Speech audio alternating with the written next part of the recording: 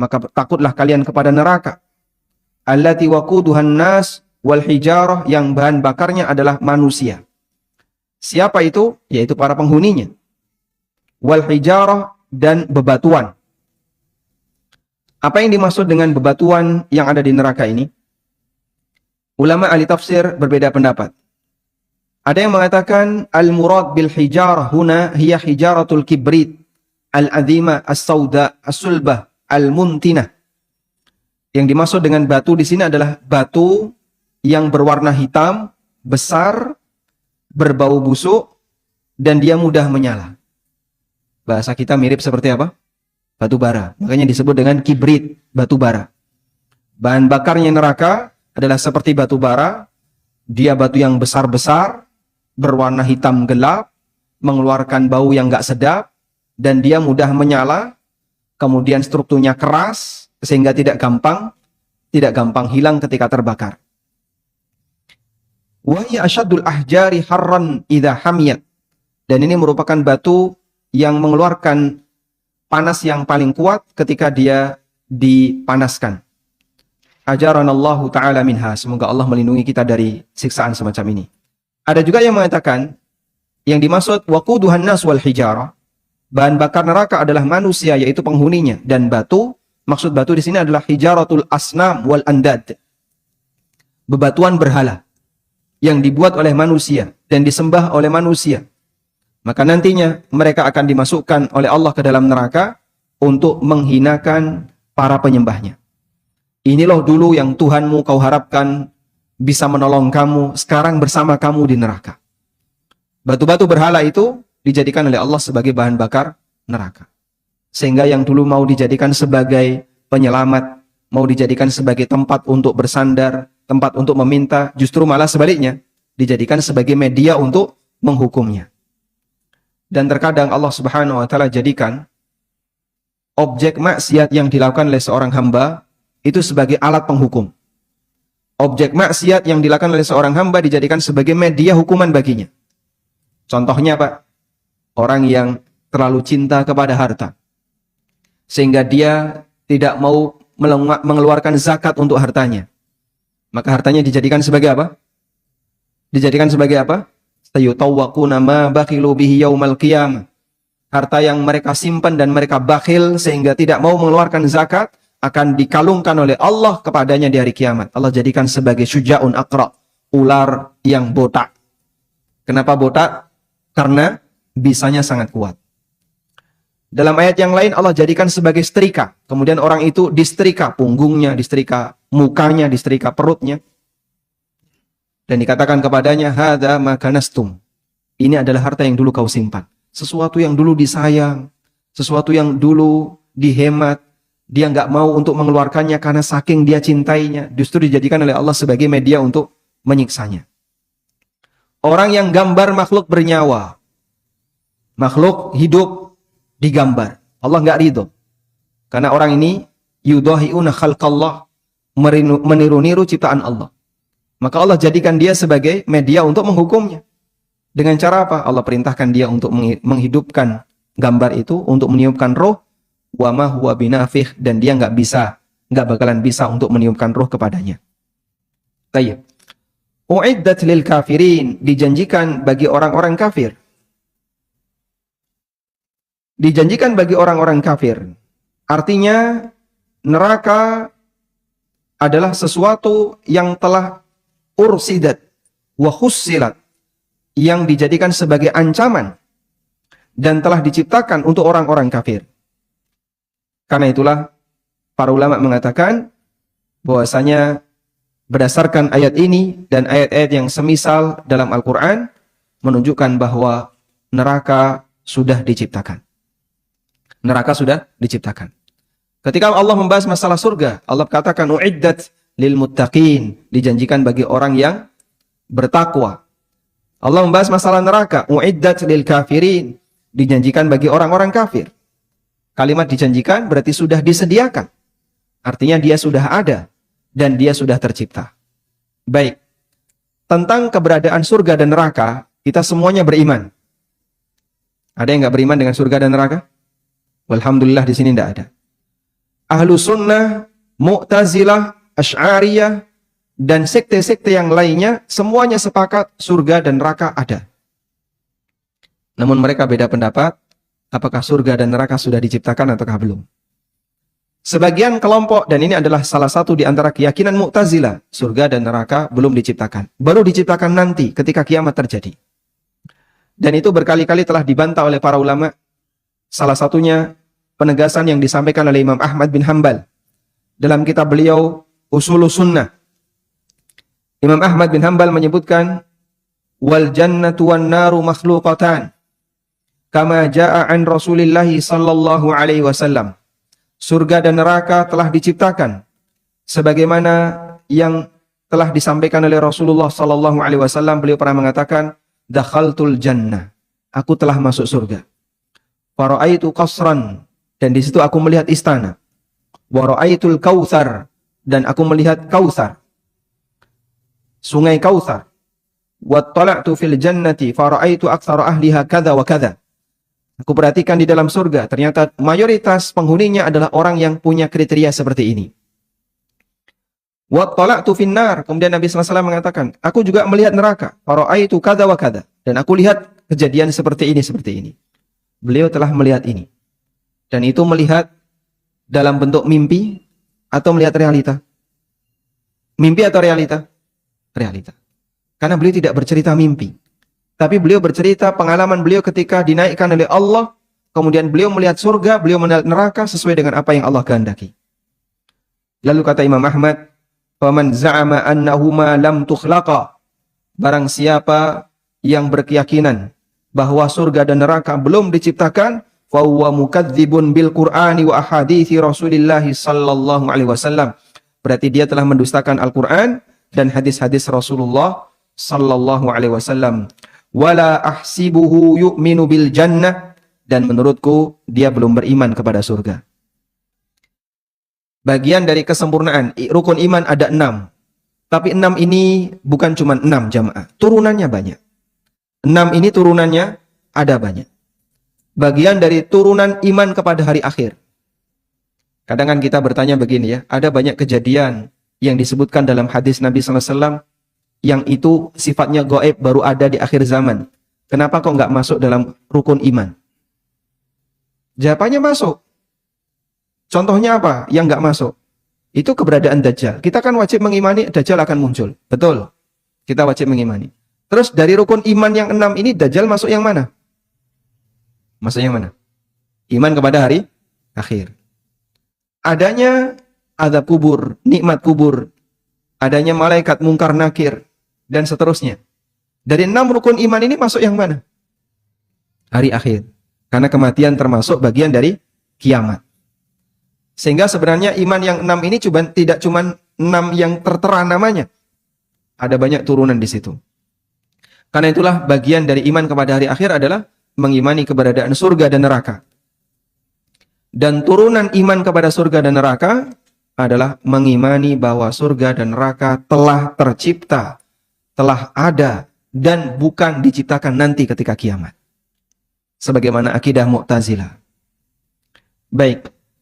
Penegasan yang semisal juga disampaikan oleh At-Tahawi dalam akidahnya. Dalam akidah At-Tahawiyah, beliau mengatakan, wal jannatu wan naru makhluqatan la tafniyan abadan wala tabidan. Surga dan neraka adalah 2 makhluk yang telah tercipta, tidak pernah fana selamanya dan tidak akan hancur. Fa innallaha ta'ala khalaqal jannata wan nara qabla al-khalqi wa khalaqa lahuma ahlan. Sesungguhnya Allah telah menciptakan surga dan neraka sebelum Allah menciptakan makhluk yang lainnya, dan Allah sediakan penghuni bagi masing-masing. Ini penegasan yang disampaikan oleh Imam At-Tahawi dalam akidah At-Tahawiyah. Baik.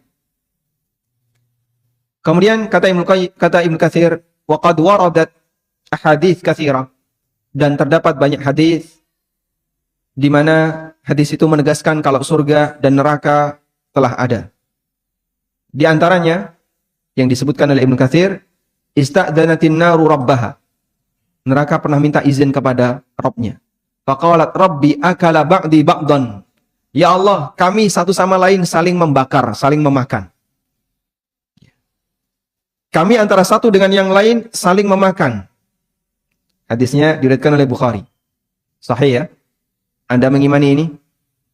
Buktinya mana Pak Ustaz? Buktinya hadis ini. Hadisnya bicara gimana? Neraka mengadu kepada Allah dan dia mengatakan, "Ya Rabbi, kami saling memakan antara satu dengan yang lain." Nggak kebayang sama logika saya itu. Jangan dibayangin. Karena emang logika kamu nggak bisa membayangin. Bayangkan surga saja nggak nyampe ya, apalagi yang kayak gini. Fa'adzina laha binafasain. Kemudian Allah izinkan neraka untuk bernafas 2 kali. Nafasin fis syita'i wa nafasin fis shaif. Bernafas ketika musim dingin sehingga keluar cuaca yang sangat dingin. Wa nafasin fis shaif, dan bernafas ketika di musim panas sehingga keluar cuaca yang sangat panas. Apa neraka bocor Pak Ustaz? Nggak usah dikomentari kayak gitu. Prinsip ketika kita membaca hadis seperti ini, karena kita tidak tahu hal yang gaib, amiruha kama ja'at. Biarkan apa adanya. Baca sebagaimana teksnya, pahami sebagaimana teksnya, karena ini tidak bisa diteliti manusia. Mau pakai mata analisis apa? Pakai teori ABC? Tidak bisa. Perkara yang gaib, imani saja sebagaimana berita yang ada. Sehingga hadis ini menunjukkan bahwa surga dan neraka, atau neraka dalam hadis ini disebutkan tentang neraka, neraka sudah ada. Kemudian juga dalam hadis yang lain, dari Ibnu Mas'ud radhiyallahu anhu, beliau menceritakan, sami'na wajbah. Suatu ketika kami mendengarkan dentuman. Dan dentuman di masa sahabat itu suara yang luar biasa. Kalau di masa kita begitu dor, oh tahun baru. Karena sudah sering kan kita mendengarkan suara seperti itu. Apalagi kalau sudah mercon yang gede-gede itu. Ya. Sampai tanahnya getar ya, yang ditanam di bawah tanah ya. Pernah main kayak gitu Pak? Barangkali ada yang pernah ya. Baik. Sahabat mendengarkan dentuman. Faqulna ma hadhihi. Maka kami bertanya-tanya, apa itu? Apa itu?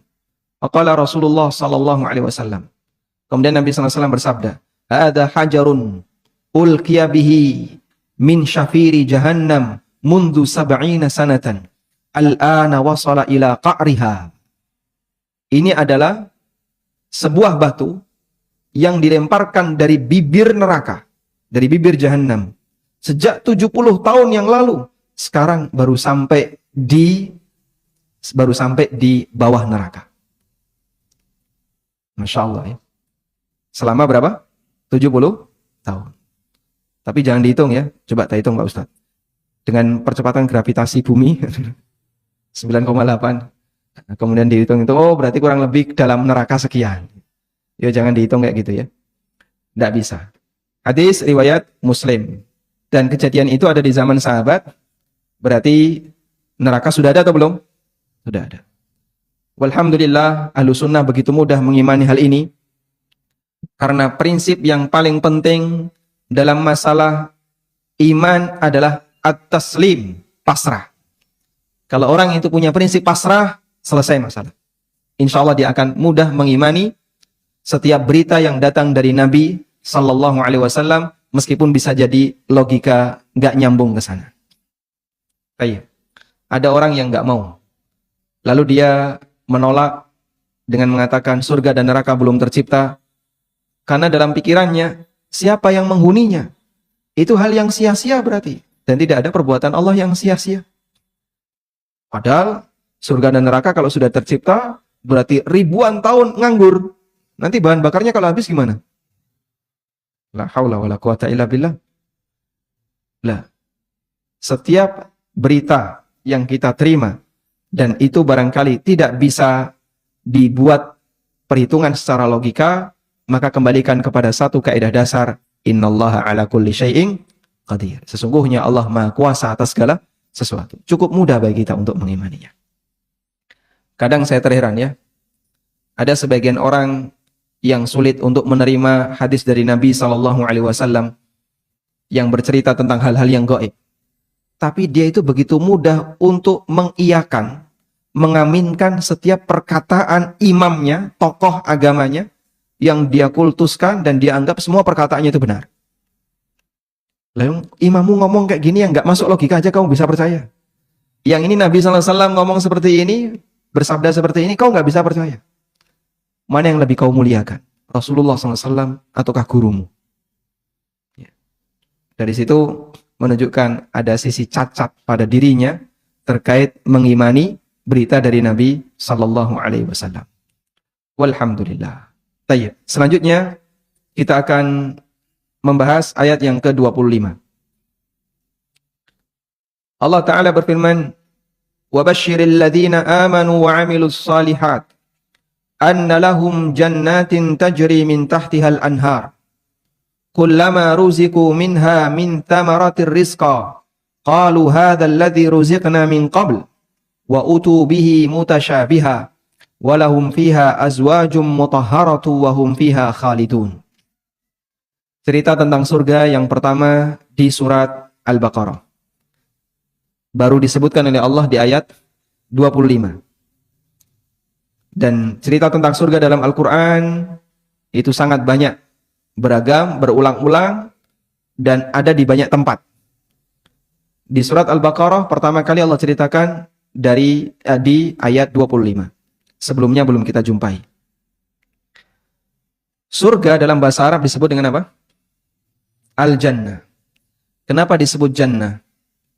Setiap kata dalam bahasa Arab yang tersusun dari 3 huruf, jim, nun, nun, maka bermakna sesuatu yang tersembunyi.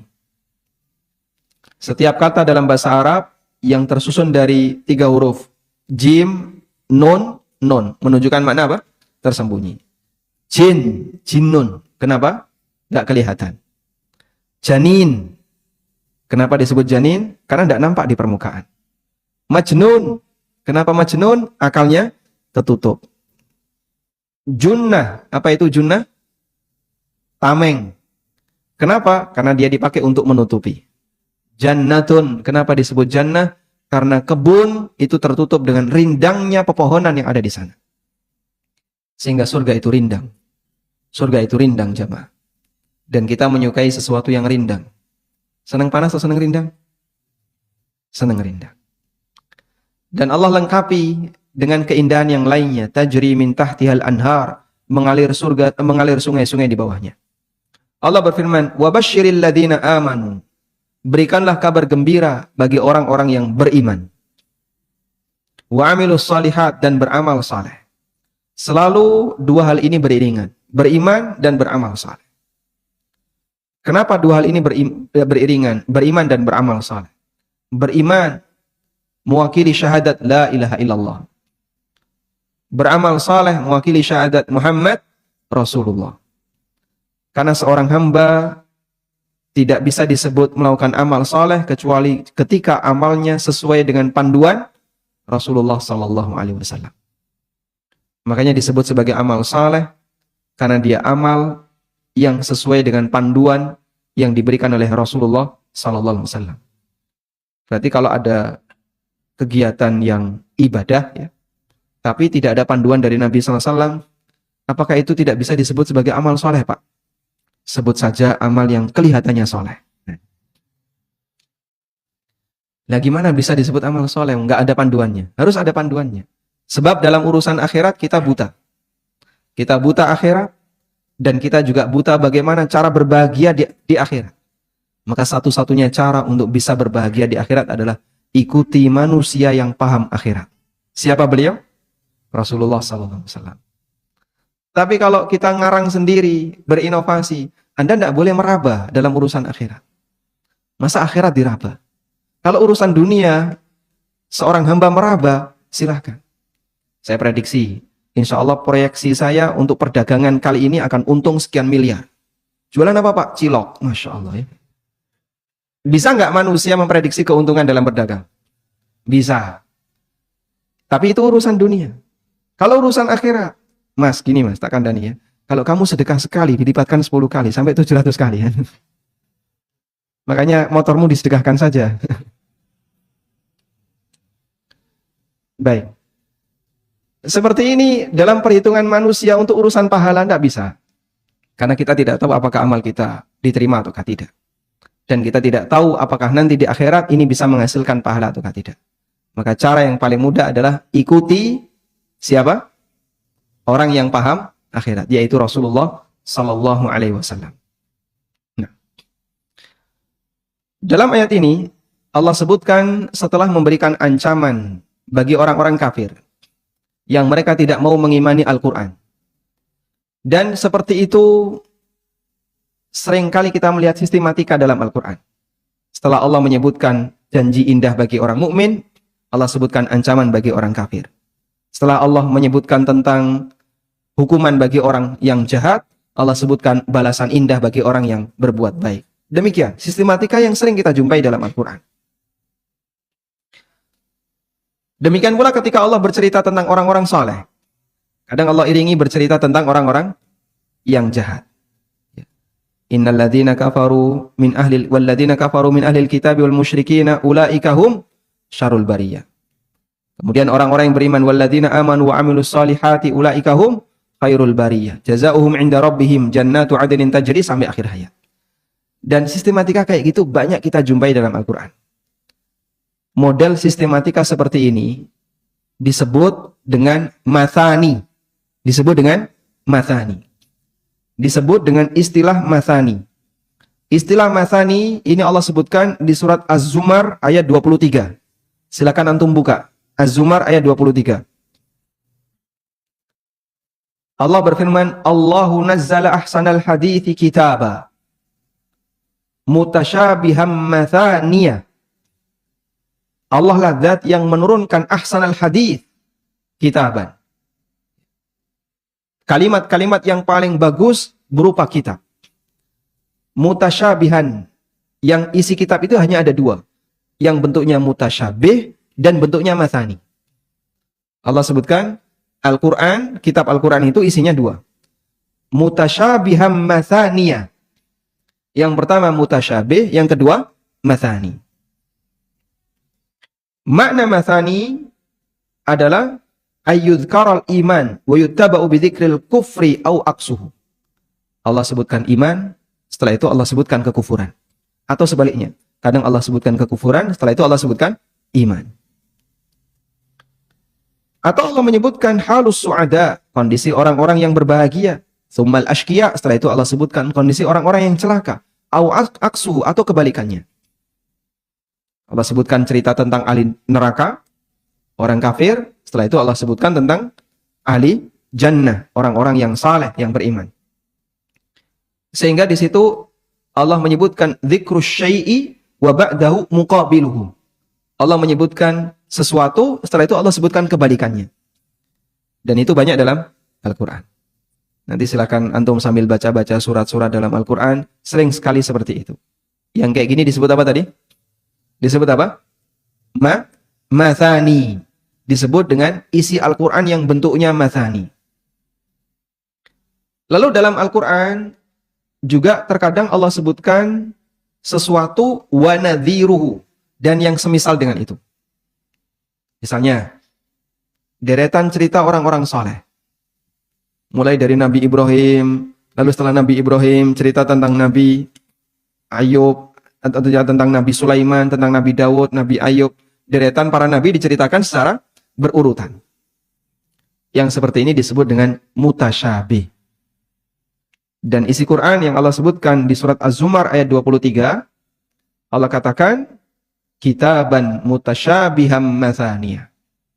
Quran itu kitab yang mutasyabih dan kitab yang mathani. Mutasyabih itu bercerita yang semisal-semisal dibuat deretan-deretan. Di surat Ar-Rahman, Allah banyak menyebutkan itu. Nikmat 1, nikmat 2, nikmat 3, fabi ayyi ala'i rabbikuma tukadziban. Berulang berapa kali? Berapa kali? Hah? Ada yang sudah ngitung? Berkali-kali ya? Nikmat ini disebutkan, fabi ayyi ala'i rabbikuma tukadziban. Nikmat apa lagi disebutkan? Fabi ayyi ala'i rabbikuma tukadziban. Seperti ini namanya apa? Metode apa? Mutasyabiha. Kalau yang berkebalikan namanya mathani. Nah. Karena itu setelah Allah Subhanahu wa taala menyebutkan tentang ancaman bagi penduduk neraka, Allah sebutkan nikmat bagi penduduk surga. Wa basyiril ladzina amanu. Berikan kabar gembira bagi orang-orang yang beriman dan beramal saleh bahwa mereka akan mendapatkan surga yang mengalir sungai-sungai di bawahnya. Allah sebutkan bahwa surga ini mengalir ya, min tahtiha, dari bawah al-jannah. Kata Ibnu Katsir, min tahti asjariha wa ghurafiha, mengalir di bawah pohon-pohon surga, mengalir di bawah kamar-kamar yang ada di surga. Dan disebutkan dalam hadis, anna anharaha tajri fi ghairi ukhdudin.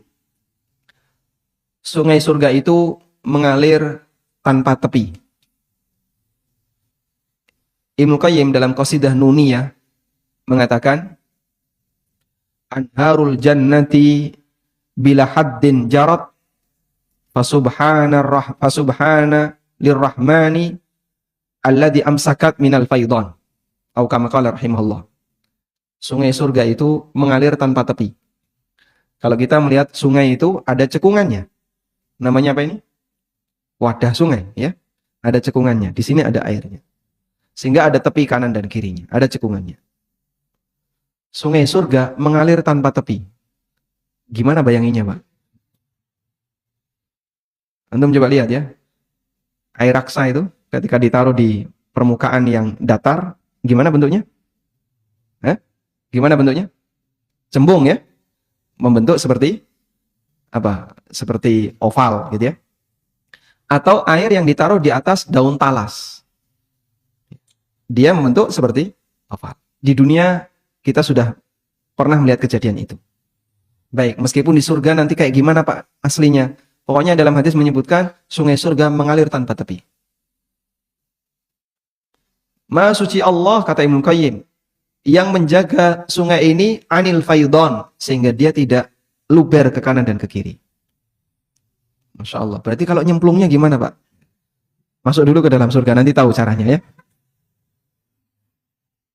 Baik.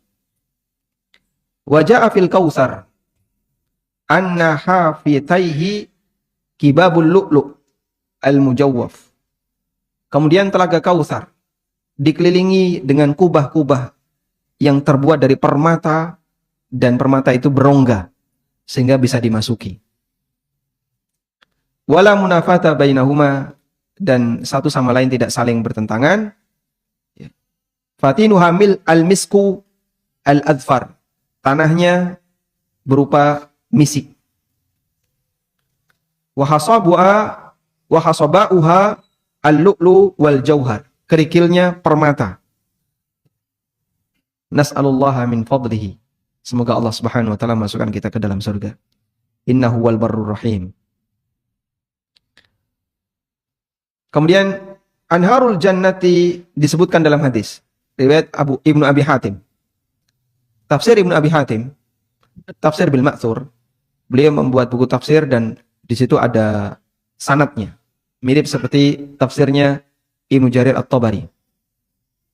Dan tafsir Ibnu Abi Hatim termasuk salah satu rujukan Ibnu Katsir. Sampai ada yang mengatakan Ibnu Katsir itu adalah ringkasan dari tafsir Tabari dan tafsir Ibnu Abi Hatim. Karena beliau mengumpulkan riwayat-riwayat dari At-Tabari dan Ibnu Abi Hatim. Dalam hadis yang diriwayatkan oleh Ibnu Abi Hatim dari Abu Hurairah radhiyallahu anhu, Rasulullah sallallahu alaihi wasallam bersabda, "Anharul jannati tafajjaru tahta tilal au min tahti jibalil misk." Sungai-sungai surga itu mengalir dari bawah gunung misk. Juga diriwayatkan dari Masruq mengatakan, qala Abdullah bin Mas'ud mengatakan, anharul jannati tafajjaru min jabal misk. Sungai surga itu mengalir dari bawah gunung misk. Masya Allah ya. Berarti sungainya keluar airnya dari benda yang harum. Nah, belum isya ini. Belum isya ya. Belum. Nah, selanjutnya Allah bercerita, kullama ruziqu minha min thamaratin rizqa. Setiap kali penduduk surga itu dikasih makanan berupa buah-buahan. dikasih makanan berupa buah-buahan. Qalu, maka mereka mengatakan, hadzal ladzi ruziqna min qabl. Loh, dulu kami sudah pernah dikasih seperti ini. Dulu itu kapan? Ketika di dunia. Sehingga mereka mendapatkan buah-buahan yang buah itu bukan sesuatu yang asing. Bagi kita kan begini ya. Orang kalau menjumpai sesuatu yang asing, itu biasanya gimana, Pak? Hah? Takut untuk mengkonsumsi. Ini enak atau tidak? Tidak tahu ya. Ini asam atau manis? Tidak tahu. Jangan-jangan beracun? Tidak tahu. Kenapa? Sesuatu yang baru. Sehingga kadang ketika ada orang dikasih buah yang baru, itu dia nggak langsung mengkonsumsinya. Dipikir dulu, searching dulu di internet ya, khasiatnya apa ya, rasanya bagaimana. Baru berani makan. Maka bagian dari nikmat Allah, Allah tidak memberikan buah yang baru di surga, tapi Allah kasih buah yang sudah dikenal oleh manusia. Meskipun beda hakikatnya. Dijelaskan oleh Ibnu Katsir, wa yatufu alaihimul wildan bil fawakihi fayakulunaha. Penduduk surga itu dikelilingi oleh anak-anak dan mereka membawa buah-buahan yang disuguhkan untuk para penghuninya. Fayakulunaha, lalu penduduk surga boleh untuk memakannya. Tsumma yu'tauna bimithliha, lalu mereka dikasih dengan yang semisal. Fayaqulu lahum ahlul jannah, hadzal ladzi ataitumuna anifan bihi. Ini, kemudian penduduk surga mengatakan, ini yang baru saja kau kasih. Berarti kalau berdasarkan tafsir ini, maka makna dari perkataan mereka, hadzal ladzi ruziqna min qablu, buah itu adalah buah yang sudah diberikan sebelumnya ketika di surga. Fataqulu lahumul wildan, maka anak-anak itu mengatakan, kulu fallaun wahidun wa ta'mu mukhtalif. Silahkan makan. Mungkin warnanya sama, tapi rasanya beda. Itulah firman Allah Ta'ala, wa utubihi mutasyabiha. Mereka diberi yang semisal. Ini tafsir yang pertama. Kemudian tafsir yang kedua, perkataan penduduk surga, adzalladzi ruziqna min qabl. Kami sudah pernah dikasih seperti ini sebelumnya. Maksudnya adalah dikasih ketika di dunia. Dan ini berdasarkan keterangan Ibnu Abbas radhiyallahu anhu.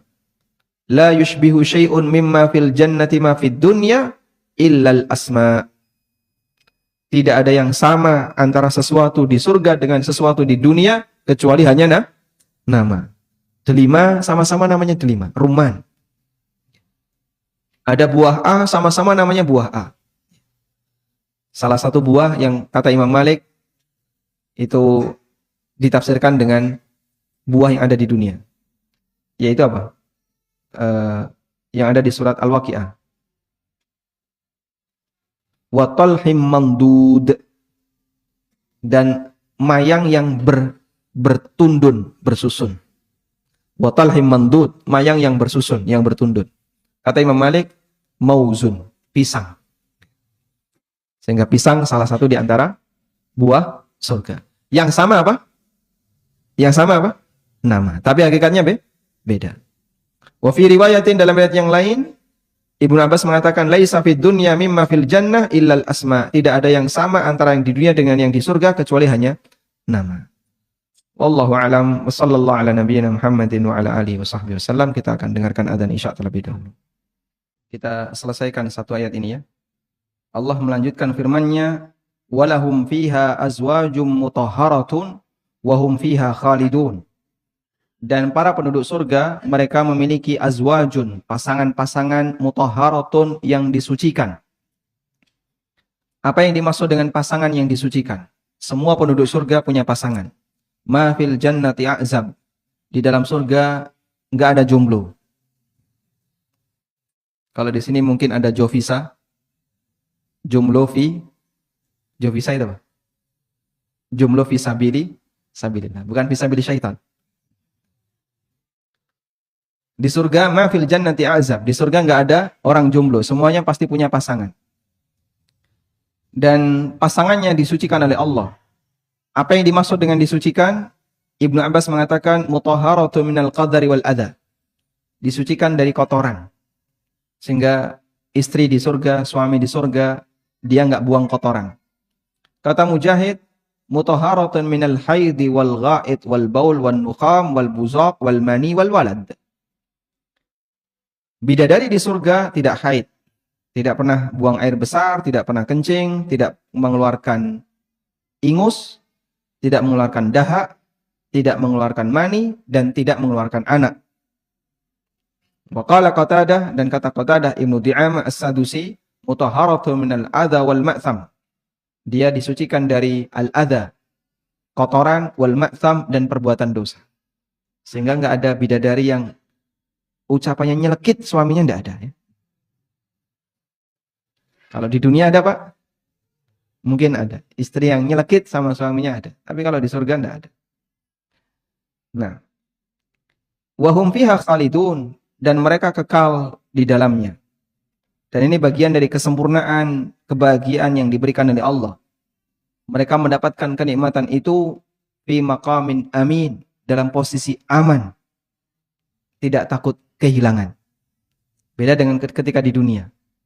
Bisa jadi ada orang ketika dia bekerja, diterima di tempat yang Masya Allah gajinya bagus, dia khawatir apa? Jangan sampai saya di PHK. Karena dia takut nikmat itu hilang. Orang ketika di dunia dapat nikmat, masih ada peluang nikmat itu hilang. Makanya masing-masing orang kan berusaha untuk menjaga nikmat, jangan sampai hilang. Dengan caranya sendiri-sendiri. Karena itu, Allah Subhanahu wa Ta'ala memberikan penduduk surga. Ketika mereka dapat nikmat, fi maqamin amin, di posisi aman. Enggak bakalan hilang, enggak bakalan terusir, enggak ada istilah di PHK dari surga, enggak ada. Wa aminun minal maut, dan dia aman dari kematian. Wal inqita, dan aman dari terputusnya nikmat itu. Kalau manusia mereka bisa merasakan nikmatnya dunia terbatasi dengan waktu dan terbatasi dengan kemampuan fisik. Makanan enak terhidangkan di depan kita. Loro untuk siji ilang kabeh. Betul, Pak? Orang kalau sariawan cuman kecil ya. Sariawan dengan luasnya lidah yang enggak sariawan, lebih lebar mana? Lebih lebar mana? Lidah yang kena luka di sariawan itu mungkin enggak sampai 10%. Tapi satu ganggu ini, makanan nikmat yang ada di depan kita jadi enggak selera sama sekali.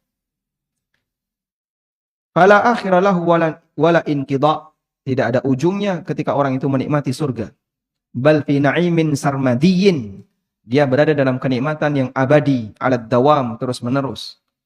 Selanjutnya kita memohon kepada Allah, wallahul mas'ul. Kepada Allah kita memohon, ayyahsyurana fi zumratihim. Semoga Allah kumpulkan kita bersama para penduduk surga. Innahu jawadun karimun barrun rahim. Wassallallahu ala nabiyyina Muhammadin wa ala alihi wa sahbihi wa sallam. Wa akhiru da'wana alhamdulillahi rabbil alamin. Wassalamualaikum warahmatullahi wabarakatuh.